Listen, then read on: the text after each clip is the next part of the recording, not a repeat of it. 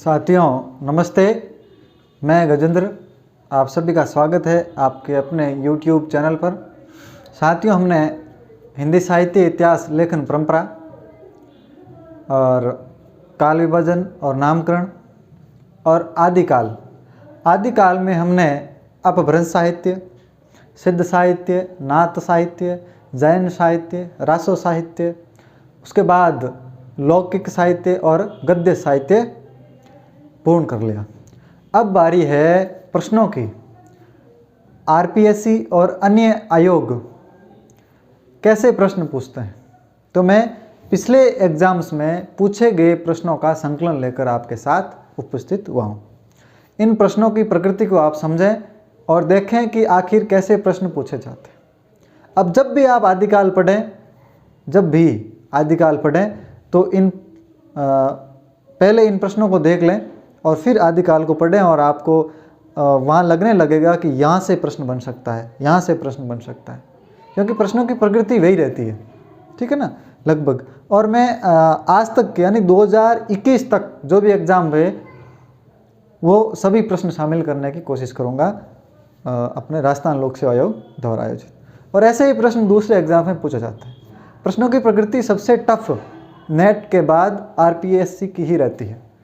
दूसरे आयोग जैसे डीएसएसबी, केवीएस, एनवीएस, इनकी इतनी प्रकृति टफ नहीं रहती है, काठिन्य नहीं रहता है, मतलब प्रश्न पत्र का स्तर काठिन्य नहीं होता है, तो सरल ही होता है। तो अपन हम बात करते हैं कि आखिर कैसे प्रश्न पूछे जाते हैं और उन प्रश्नों का कोशिश करते हैं कि उनको समझने की कोशिश करें, उनका विस्तृत हल जानने की कोशिश करें। तो ये पहले 4 क्वेश्चन हैं, पहले 4 आदिकाल से संबंधित ये सारे प्रश्न हैं।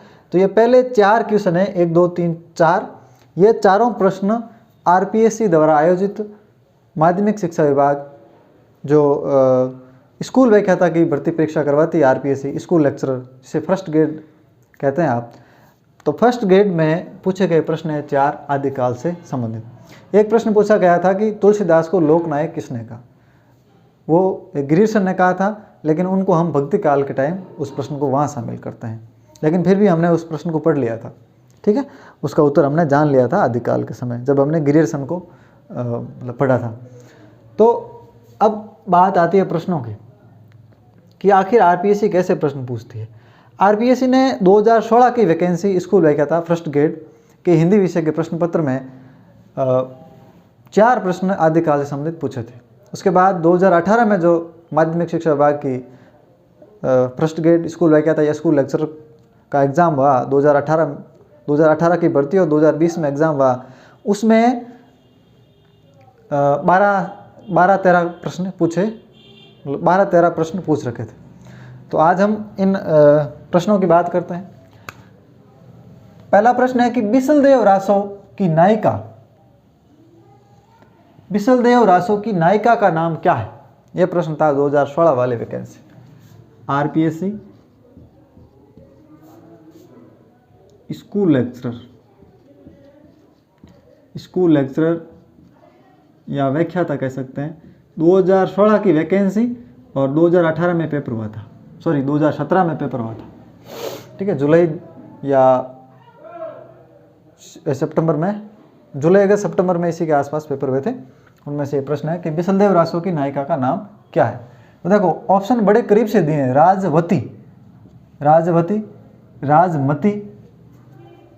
रूपमती, मृणालवती और राजमती। ये 4 ऑप्शन है। राजवती भी लग रहा है, देखो, रूपमती, मृणालवती और राजमती। अब आपको प्रश्न पत्र हल करने से पहले यदि आप प्रश्न पढ़ते हैं तो पहले ऑप्शन मत दें कि यदि आपके दिमाग में उसका उत्तर आ जाता है तो वही उत्तर सही होता है, लेकिन उसे कंफर्म करने के लिए आप 4 ऑप्शन पढ़ेंगे एग्जाम में। पहले आप प्रश्न पढ़ते हैं, ऑप्शन बाद में देखते हैं, तो पहले आपके उत्तर दिमाग में आ जाता है कि इसका उत्तर यह है, तो उत्तर वही होता है। लेकिन ऑप्शन पढ़ने के बाद यदि आप कंफ्यूज होते हैं तो आपके जो प्रश्न पढ़ा उस टाइम वो उत्तर आपके दिमाग में आया वही उत्तर होता है। और यदि याद नहीं आए तो 4 ऑप्शन पढ़ें, और याद आ जाए तो भी 4 ऑप्शन अच्छे से पढ़ें, क्योंकि राजवती मती में आप यहाँ कन्फ्यूज हो सकते हैं, वह और मैं में। तो राजवती नहीं है, रूपमती भी नहीं है, ध्यान रखना कि मृणालवती तो है ही नहीं, ऐसा तो कुछ है ही नहीं। अब इसमें कन्फ्यूज होता है दोनों, तो रूपमती क्या भाई, ये तो नहीं, राज था पहले, तो राजवती है नहीं, राजमती है। तो इसका उत्तर राजमती होगा। बिसलदेव रासो की नायिका का नाम राजमती। इसी तरह आप आदिकाल में, भक्ति काल में जो भी रचनाएं होती है उनके नायक नायिकाओं का नाम याद कर लें, ऐसा प्रश्न बन सकता है आगे भी। फिर है रासों की प्रवृत्तियों से संबंधित प्रश्न है। आदिकाल की प्रवृत्तियों में रासो साहित्य है, उससे संबंधित एक प्रश्न है, बहुत अच्छा प्रश्न है और आने वाली फर्स्ट गेट में पक्का प्रश्न यहाँ से बनेगा। तो आदिकालीन रासो साहित्य की प्रमुख प्रवृत्तियों से संबंधित कौन सा कथन सही नहीं है, बस यहाँ ध्यान रखना है। और इसको वहाँ एग्जाम में भी इसको गोला कर लेना कि आदिकालीन रासो साहित्य की प्रमुख प्रवृत्तियों से संबंधित कौन सा कथन सही नहीं है। सही है नहीं, सही नहीं है मतलब गलत कौन सा कथन। यहाँ लिखा है कि इस साहित्य में राष्ट्र प्रेम का सुंदर चित्रण किया गया। दूसरा विकल्प है कि युद्धों का सजीव वर्णन इस साहित्य की अन्यतम विशेषता है। तीसरा विकल्प है शौर्य और विलासिता का स्वाभाविक और जीवंत चित्रण हुआ है। श्रृंगार एवं वीर रस का एक साथ चित्रण इनकी प्रमुख या महत्वपूर्ण विशेषता। ऑप्शन नंबर 1 देखें वापस कि इस साहित्य में राष्ट्र प्रेम का सुंदर चित्रण किया गया है। ध्यान रखना, आदिकाल में रासो साहित्य में राष्ट्र प्रेम का अभाव है, राष्ट्रीयता का अभाव है, राष्ट्रीय भावना का अभाव है, ठीक है ना। तो ये ऑप्शन सीधा सीधा गलत जाता है। तो इस ऑप्शन को आप मतलब इस ऑप्शन को सही करेंगे क्योंकि कथन सही नहीं है। पूछा कौन सा कथन गलत है, ये पहला कथन गलत है। युद्धों का सजीव चित्रण किया गया है, यह भी हमने पढ़ा था, सही है। शौर्य और विलासिता का स्वाभाविक और जीवन चित्रण हुआ है, यह भी हमने पढ़ा था। श्रृंगार और वीर दोनों साथ आए हैं, यह भी हमने पढ़ा था। तो ये तीनों, पहला विकल्प गलत है, दूसरा, तीसरा, चौथा विकल्प सही है, ठीक है। तो अपने गोला करना है इस पे।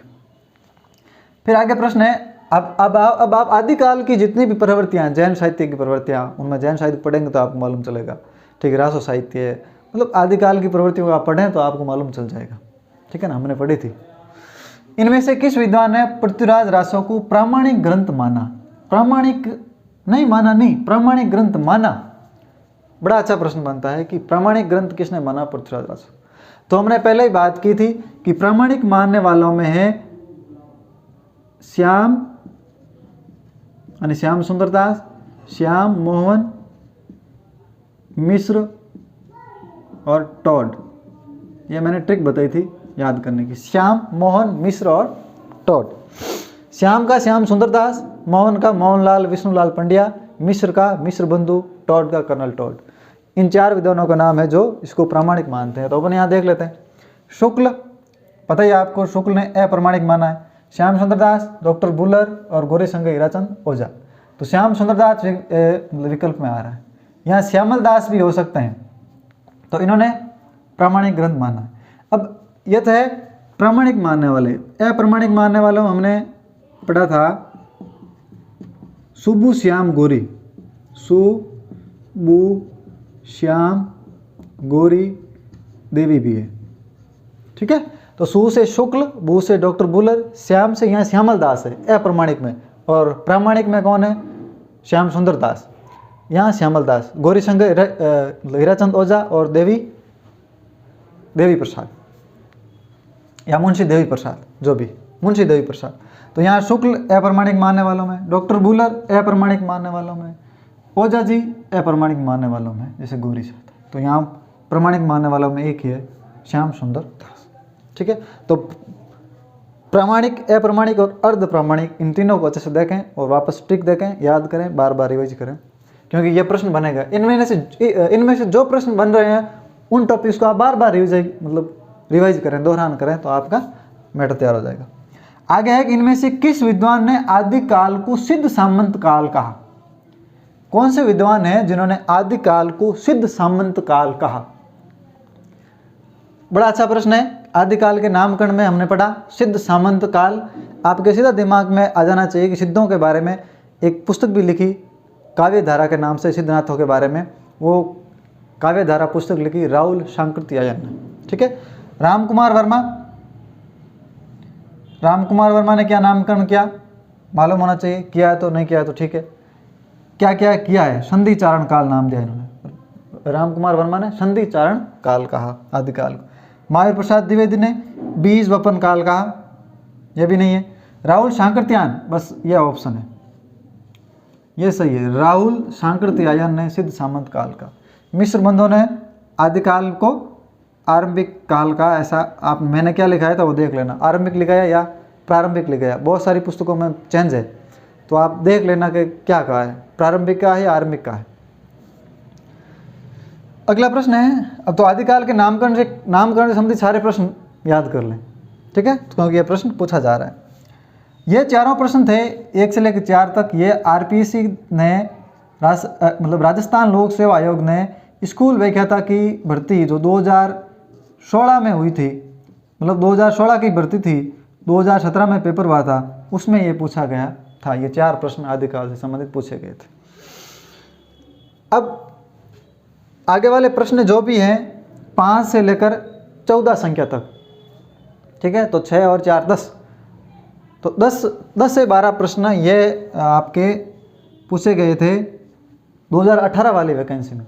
8 वीडियो है मेरे डाले गए, नहीं सॉरी 18 वीडियो है, 8 घंटे होते हैं टोटल, रोज़ का आप एक घंटा भी देखते हैं तो 8 दिनों में आपकी कंप्लीट हो जाता है, ठीक है, 8 घंटे, तो आदिकाल आपका पूरा कंप्लीट हो जाता है। और इतना अच्छे से समझाया है कि एक भी प्रश्न बाहर जाने की संभावना नहीं, मतलब हो सकता है कुछ प्रश्न उसमें से नहीं आए, लेकिन उसमें आपको विकल्प में आपको मिल जाएगा, ये पक्का है वादा। यदि आपने चारों विकल्प पढ़े और मेरे द्वारा पढ़े गए विकल्प में से उसमें से एक विकल्प जरूर मिलेगा और उस विकल्प के आधार पर आप प्रश्न सही करोगे, ये मेरा वादा है, ठीक है। वादा तो ये भी है कि सारे के सारे प्रश्न आएंगे, ठीक है, क्योंकि इतना अच्छा मतलब कवर किया है, बाहर जाने की संभावना भी नहीं। लेकिन यदि विकल्प में भी आपको मिल जाता है, अभी 1-2 ऐसे प्रश्न बताऊंगा जहाँ पर आपको विकल्प के आधार पर आप प्रश्न को सही करेंगे, हो सकता है उसमें मैंने कोई एक आध भाई रचना नहीं पढ़ाई हो। आगे है कि भरतेश्वर बाहुबली रास इनमें से किस काव्य धारा का ग्रंथ है।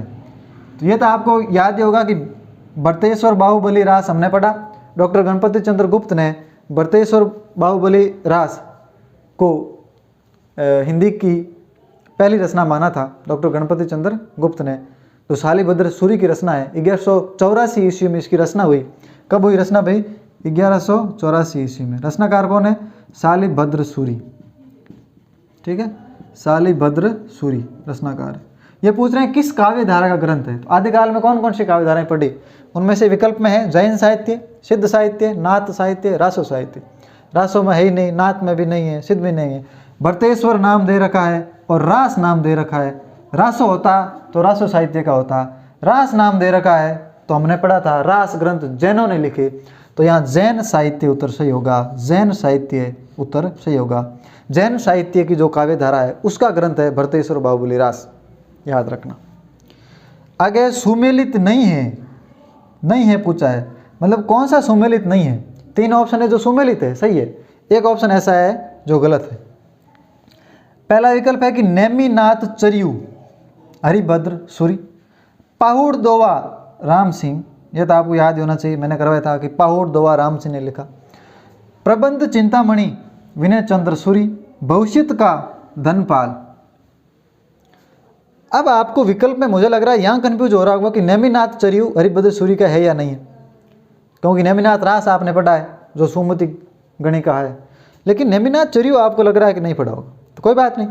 पाहुड़ दोवा अजय राम सिंह बिल्कुल सही है, पाहुड़ दोवा राम सिंह, ये इसको अपने ऑप्शन काट दिया कि ये है नहीं, ठीक है। भविष्यत का धनपाल हमने पढ़ा था, इसको भी काट दिया।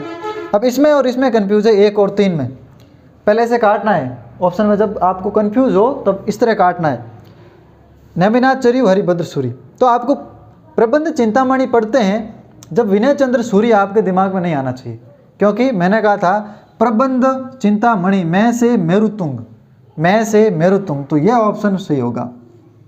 तो ये इसको भी साथ में काट दिया कि भी ये भी नहीं होगा।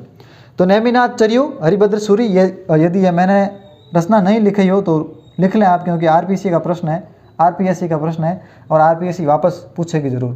तो नेमिनाथ चरियू हरिभद्र की रचना है, पाहुड़ दोवा राम सिंह की है, भविष्यत का धनपाल की है। और प्रबंध चिंतामणि रचना किसकी है भाई? प्रबंध चिंतामणि मेरुतुंग की रचना है। मैंने कहा था मणि से मेरुतुंग याद रखना, ठीक है। तो ये आपके 6 प्रश्न थे, जिसमें से पहले 4 प्रश्न 2016 में पूछे गए और 5, 6 ये 2 प्रश्न 2018 में पूछे गए, कुछ और प्रश्न मैं ला रहा हूँ। 7वां प्रश्न है, हमने पहले 2 प्रश्न पढ़ लिए थे 5 और 6, वो भी आरपीएससी यानी राजस्थान लोक सेवा आयोग 2018 की भर्ती। 2020 में पेपर हुआ स्कूल व्याख्याता का, जिसे हम फर्स्ट ग्रेड भी कहते हैं, ग्रेड 1 भी कहते हैं। ठीक है, तो प्रश्न था कि आदिकाल के कवि सरहपाद, पता है आदिकाल के कवि सरहपाद को हिंदी का प्रथम कवि माना जाता है और राहुल सांकृत्यायन ने भी प्रथम कवि माना। 769 ईस्वी में इसका समय बताया। तो है कि आदिकाल के कवि सरहपाद की काव्य परंपरा में विकसित नाहत पंथ, सिद्ध साहित्य की काव्य परंपरा, यानी सरहपाद जो सिद्धों में सबसे पहले सरहपा हुए, तो सरहपा की परंपरा होगी।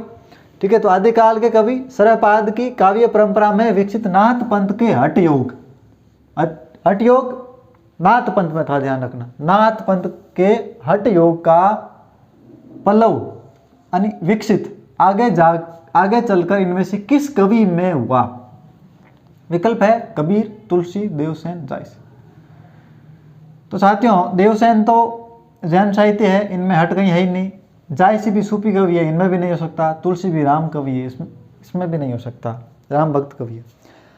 तो तीनों ऑप्शन सीधे करते हैं। और हमने सिद्ध साहित्य, नाथ साहित्य तब पढ़ा, तब कबीर को भी, जब उसमें हमने कहा था कि नाथों की जो परंपरा आगे जाकर कबीर में, संत काव्य के में कबीर में पल्लवित हुई, विकसित हुई, ये हमने पढ़ा था। चाहे आप सिद्ध नाथ साहित्य की वीडियो में जाकर देख सकते हैं, और आपने नोट्स बनाए हैं तो उसमें भी देख सकते हैं। आचार्य शुक्ल का एक कथन भी लिखा था, उसमें भी हमने पढ़ा था। तो इसमें कबीर सही है विकल्प में, कबीर में जाकर नाथ पंथ का हठयोग आगे जाकर कबीर में पल्लव हुआ, विकसित हुआ। आदिकाल में सिद्धों में ये सरहपाद पहले कवि माने जाते हैं, इनकी परंपरा थी, इनकी परंपरा में विकसित हुआ नाथ पंथ, और नाथ पंथ में हठ योग है और है, सूर्य और चंद्रमा के योग को, वो नाथ पंथ में उनका परिवर्तन हुआ था हठ योग का। तो आगे जाकर विकसित किस में हुआ भाई? कबीर में हुआ। फिर है कि नागरी प्रचारणी सभा कहाँ है? काशी में है। 1893 ईस्वी में इसकी स्थापना हुई थी। ठीक है, ध्यान रखना। तो नागरी प्रचारणी सभा से प्रकाशित पृथ्वीराज रासो के संस्करण, हमने पृथ्वीराज रासो के 4 संस्करणों के बारे में बात की थी। चारों संस्करण अब देखना, ध्यान रखना। तो नागरी प्रचारणी सभा से प्रकाशित पृथ्वीराज रासो के संस्करण को प्रामाणिक, फिर से प्रश्न आया है, मानने वाले विद्वान इनमें से कौन है? 2016 में भी प्रश्न आया है, 2018 में भी, 2018 वाले वैकेंसी में भी आया है। तो फिर वही प्रामाणिक मानने वालों में श्याम मोहन मिश्र टॉड, लेकिन श्याम से श्याम सुंदर दास है, श्यामल दास नहीं। तो गौरीशंकर हेराचंद ओझा ये भी नहीं है, शुक्ल ये भी नहीं है, और colonel Tod, Shyam Mohan Mishra Tod, colonel Tod, बिल्कुल यही प्रामाणिक मानते हैं। और श्यामल दास जो है, श्याम सुंदर दास होते तो ये दोनों होते, विकल्प ही गलत हो जाता है, लेकिन यहाँ श्यामल दास है तो श्यामल दास ने अप्रामाणिक माना है, वो है सुबु श्याम गोरीवाल है, अप्रामाणिक मानने वाले विद्वानों में। और इसको एक और प्रश्न बनता है कि अर्ध प्रामाणिक मानने वाले विद्वान, अर्ध प्रामाणिक मानने वालों में हज, मुनि, सुनी, ठीक है, हजारी प्रसाद द्विवेदी, मुनि जीन विजय और सुनीति कुमार चटर्जी, वो है अर्ध प्रामाणिक मानने वाले। ठीक है, फिर आगे प्रश्न है कि हिंदी साहित्य का आरंभ 693 ईस्वी से मानने वाले इतिहासकार शुक्ल, आपको पता है 1050 से मानते हैं, विक्रम संवत 1050। ठीक है, हजारी प्रसाद द्विवेदी 1000 ईस्वी के आसपास से मानते हैं, मतलब उन्होंने कहा कि 10वीं से 14वीं शताब्दी तक के काल को हिंदी साहित्य का आदिकाल कह सकते हैं। डॉक्टर नगेंद्र ये भी 1000 के आसपास मानते हैं। लेकिन जब 693 ईस्वी की बात आती है तो आपको पता है कि आदिकाल को अपभ्रंश साहित्य में कौन लेकर गया, और उसका नाम आदिकाल और आदिकाल से पहले का दोनों का नाम संधि चारण काल रखा। आदिकाल के पहले काल को संधि काल का संधि चारण काल नाम देने वाले थे कौन? डॉक्टर रामकुमार वर्मा। और डॉक्टर रामकुमार वर्मा जो है अपभ्रंश के प्रथम कवि, स्वयंभू को हिंदी का पहला कवि मानने की भूल करते हैं, ऐसा नगेंद्र कहते हैं। और स्वयंभू का समय था 750 विक्रम संवत, 750 विक्रम संवत, और 750 विक्रम संवत है ईस्वी में निकालना है तो इसमें से 57 कम कर देंगे तो 693 ईस्वी ही आएगा। तो कौन है भाई? राम कुमार वर्मा, ये सही होगा। हिंदी साहित्य के उत्तर मध्य काल जिसे आचार्य शुक्ल ने रीतिकाल का है, तीसरा काल है ये। तो उत्तर मध्य काल को अलंकृत काल कहने वाले विद्वान मिश्र बंधु नगेंद्र शुक्ल विश्वनाथ प्रसाद मिश्र। तो इसमें मिश्र बंधु है अलंकृत काल कहने वाले, ठीक है। शुक्ल ने कहा था रीतिकाल उत्तर मध्य काल को, और विश्वनाथ प्रसाद मिश्र ने क्या कहा था भाई? श्रृंगार काल।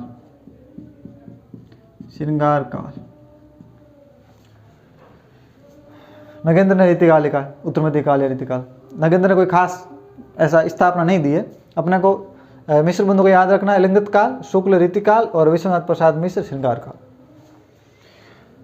अब है कि डॉक्टर रामकुमार वर्मा ने हिंदी साहित्य के आदिकाल यानी आरंभिक काल को किस या किन नामों से संबोधित किया है? डॉक्टर रामकुमार वर्मा ने, अभी अपने बात की थी और जब पढ़ा तब बात की थी। प्रारंभिक काल संधि काल, क्या भाई संधि काल तो कहा था लेकिन प्रारंभिक काल जैसा कुछ नहीं कहा। आदिकाल वीर काल, सिद्ध सामंत काल, संधि काल चारण काल कहा। डॉक्टर रामकुमार वर्मा ने हिंदी साहित्य के प्रारंभिक काल या आदिकाल को संधि एवं चारण काल कहा। सिद्ध सामंत काल आपको पता ही है, राहुल सांकृत्यायन ने कहा। राहुल सांकृत्यायन की पुस्तक का नाम काव्यधारा। रामकुमार वर्मा की पुस्तक का नाम हिंदी साहित्य का आलोचनात्मक इतिहास, जो इतिहास ग्रंथ है, ठीक है। 1938 ईस्वी में शायद प्रकाशित हुआ। संधि चारण काल नाम दिया आरंभिक काल को डॉक्टर रामकुमार वर्मा ने। अब संधि काल पता ही है, वीर काल किसने कहा? विश्वनाथ प्रसाद मिश्र। आदिकाल किसने कहा? हजारी प्रसाद द्विवेदी। अब प्रारंभिक काल आप ध्यान रखना किसने कहा, मिश्र बंधु ने कहा या नहीं कहा है, आप देख लें। अब है कि निम्नलिखित में से कौन सी रचना शिलांकित है? जब ये पढ़ाई थी मैंने बात की थी कि ऐसा प्रश्न पूछा जाता है। शिलांकित रचना कौन सी है? शिलांकित यानी शिला पर अंकित है, जो एक धार के शिलालेख से प्राप्त हुई, 10वीं शताब्दी की रचना है। राहुल वेल पहली रचना ही है, रोडा कवि की है, शिलांकित करती है। राहुल नामक नायिका का चित्रण हुआ है। वर्ण रत्नाकर यह भी है। उक्ति व्यक्ति प्रकरण यह भी एक रचना है। वर्ण रत्नाकर ज्योतिष ठाकुर, उक्ति व्यक्ति प्रकरण दामोदर शर्मा पंडित। वसंत विलास, इसका उत्तर ध्यान रखना राहुल वेल होगा शिलांकित करते में। वसंत विलास हमने जब आदिकाल में फागु काव्य या अन्य रचनाओं में जब वसंत विलास नामक एक रचना थी, उसमें मैंने वसंत लिका लिखवा दिया था। मैंने क्या लिखवा दिया था? वसंत लिका। हालांकि मैंने कमेंट बॉक्स में वो ठीक भी कर दिया था उसी समय, मुझे लिखवाने की वीडियो समाप्त होता ही पता चल गया, लेकिन मुझे याद भी था कि वीडियो में एडिट करूंगा उसमें लिख दूंगा साथ में, लेकिन भूल गया। लेकिन कमेंट बॉक्स में मैंने लिख दिया। तो वसंत लिका को गलत माना जाए, वसंत विलास लिखा जाए वहाँ पर। यदि आपने नीचे कमेंट नहीं देखा है तो आप वहाँ वसंत विलास लिखें, वसंत लिका को काट दें, ठीक है। तो याद रखें कौन सी मैथिली भाषा की है, कौन सी राहुल वेल की भाषा क्या है। 7 बोलियों के शब्द हिंदी की, जिसमें राजस्थानी प्रधान है, उपमा उत्प्रेष अलंकार है, वर्ण रत्नाकर के कवि कौन है, रचना किस भाषा में, क्या है, व्याकरण ग्रंथ है या नहीं है। उक्ति व्यक्ति प्रकरण को ध्यान रखना, व्याकरण ग्रंथ या क्या है, या कोई राजकोष कौन सा है, इसमें से राजकुमारों को पढ़ाने के लिए किसका दिन क्या, जो भी आपको मिले। मैंने जो लिखा है उनमें से इनका विवरण भी साथ में लिख लें या एक बार पढ़ लें। अब 2 प्रश्न और बचते हैं, उनको लेते हैं। तो साथियों, प्रश्न संख्या 13, यह भी आपको पता ही है कि आरपीएससी 2018 की भर्ती 2020 में पेपर हुआ, ग्रेड 1 या स्कूल व्याख्याता, उसमें पूछे गए प्रश्न है। मतलब आरपीएससी के प्रश्न है, चाहे किसी भी भर्ती में पूछे, उससे कोई फर्क नहीं पड़ता, ठीक है। तो ट्रेंड धीरे धीरे बदलता गया, इसलिए मैंने डीपली में लिखा है कि ऐसे प्रश्न भी आते हैं। कभी आपने 2 देखे आदिकाल की, मतलब डीपली क्वेश्चन, गहराई में प्रवृत्तियों से संबंधित प्रश्न, तो आदिकाल की प्रवृत्तियों से संबंधित एक प्रश्न जरूर बनता है। तो इसमें 13वां प्रश्न है कि राहुल सांकृत्यायन ने हिंदी का प्रथम कवि इनमें से किसे माना। हमने हिंदी के प्रथम कवि विवाद के बारे में बड़ा अच्छे से पढ़ा था और समझा भी था। तो राहुल सांकृत्यायन ने, आपको मालूम होना चाहिए कि सरपाद या सरपा को माना, जिसका समय इन्होंने दिया 769 ईस्वी, और सर्वमान्य मत भी सरपाद को ही मानता है। पुसी या पुंड को किसने माना भाई? शिव सिंह सेंगर ने, ध्यान रखना, शिव सिंह सेंगर, जिन्होंने शिव सिंह सरोज लिखा था। शालिभद्र सूरी गणपति चंद्र गुप्त, जिन्होंने हिंदी साहित्य का वैज्ञानिक इतिहास लिखा था, गणपति चंद्र गुप्त। और गणपाद को किसने माना नहीं? तो यहाँ अपना उत्तर होगा राहुल शांकरत्यायन का सरपाद। अब आदिकालीन साहित्य से संबंधित इनमें से कौन सा कथन सही नहीं है, मतलब गलत कौन सा कथन है? दोहा आदिकालीन अपभ्रंश साहित्य का प्रमुख छंद है, ये हमने पढ़ा। दोहा छंद आदिकालीन अपभ्रंश साहित्य का प्रमुख छंद। आचार्य शुक्ल ने कहा था कि जैसे दोहा या दुहा कहने से अपभ्रंश, जैसे गाथा कहने से प्राकृत का बोध होता है, उसी प्रकार दोहा या दुहा कहने से अपभ्रंश या लोक प्रचलित काव्य भाषा का बोध होता है, ऐसा शुक्ल कहते हैं। आचार्य हजारी प्रसाद द्विवेदी कहते हैं कि गाथा कहने से दोहा या दुहा कहने से अपभ्रंश का बोध होता है, उसी प्रकार जिस प्रकार गाथा कहने से प्राकृत के छंद का। तो वो ये दोनों कथन भी अच्छे से याद रखें। तो यह कथन बिल्कुल सही है, तो यह कथन तो होगा नहीं, तो इसको अपने काटेंगे क्योंकि अपने तो सही करना है। तो दोहा आदिकालीन अपभ्रंश साहित्य का प्रमुख छंद है, कथन सही नहीं है, मतलब यह छंद सही है, काट दे। आदिकालीन बौद्ध सिद्धों ने, बौद्ध है कि घबराए मत, आपको पता है बौद्ध धर्म से ही वज्रयान सिद्ध बने नाथ। फिर तो आदिकालीन बौद्ध सिद्धों ने दोहा कोश जो लिखे के साथ चर्या पदों की रचना की भी, बिल्कुल हमने पढ़ा था, दोहा के साथ साथ मतलब चर्या पदों की रचना भी की। और यही दोहा भक्ति काल यानी संत काव्य में जाकर दोहा साखी में बदल गया और चर्या पद शब्दी में बदल गया। शब्द की भाषा अलग थी, दोहा की अलग थी। दोहा कोश में ये अलग भाषा में लिखे गए, चर्या पद अलग भाषा में लिखे गए। चर्या पदों की भाषा हमने संधा भाषा पढ़ी थी, दृष्टकूट पद लिखे गए, दूर अर्थ निकलते हैं, वो थे चर्या पद। तो ये भी रचना, यह भी कथन सही है, तो अपने को यह भी उत्तर नहीं होगा। फिर है कि दोहा कोशों और चर्या गीतों में की भाषा शैली में कोई अंतर नहीं है, ये तो गलत ही हो गया, बिल्कुल अलग है, दोनों की भाषा अलग है। एक तो साधारण अपभ्रंश भाषा में लिखे गई, दूसरी दृष्टकूट संधा भाषा में लिखे गए। तो यहाँ यह कथन राइट बैठता है, ठीक है, बिल्कुल। यहाँ लिखा है भाषा शैली में अंतर नहीं है, बिल्कुल भाषा शैली में अंतर है, यह कथन होता तो सही होता। अंतर नहीं है, यह कथन गलत है और ऑप्शन 3 नंबर आपका हमारा सही होगा। क्योंकि चर्या गीत अनुष्ठान के समय गाए जाते हैं, संधा भाषा में लिखे गए दृष्टकूट पद है जिनके दूर अर्थ निकलते हैं। देखना आप, मैंने लिखा है था ये। और चर्या पद एक प्रकार के गीत होते हैं, बिल्कुल एक प्रकार के गीत होते हैं चर्या पद, जो सामान्यतः अनुष्ठान के समय गाए जाते हैं, अनुष्ठान यज्ञ के समय गाए जाते हैं, बिल्कुल ये भी सही है, तो ये भी कथन नहीं। तो साथियों ये थे आदिकाल के 14 प्रश्न, 2 भर्ती परीक्षा में पूछे गए। 4 प्रश्न पहले आदिकाल के जो 2016 की वैकेंसी में पूछे गए, फिर 2018 की वैकेंसी जो 2020 में हुई, ज़्यादा पुरानी वैकेंसी नहीं है, पेपर तब हुआ, तब उसके आधार पर पैटर्न बनता है। तो 2020 में एग्जाम हुए, उसमें ये प्रश्न पूछे गए 6 से लेकर 14 तक, 5 से लेकर 14 तक, 10 प्रश्न लगभग। तो ये 10 प्रश्न आपको देखना है कि किस प्रकार आपने आदिकाल पढ़ा और किस प्रकार आपको प्रश्न ये आते हैं। आपने 1-2 बार पढ़ा है, थोड़ा कंफ्यूज करेंगे, अच्छे से तैयार है तो आपके सारे प्रश्न आपको आते हैं, ऐसा मेरा विश्वास है।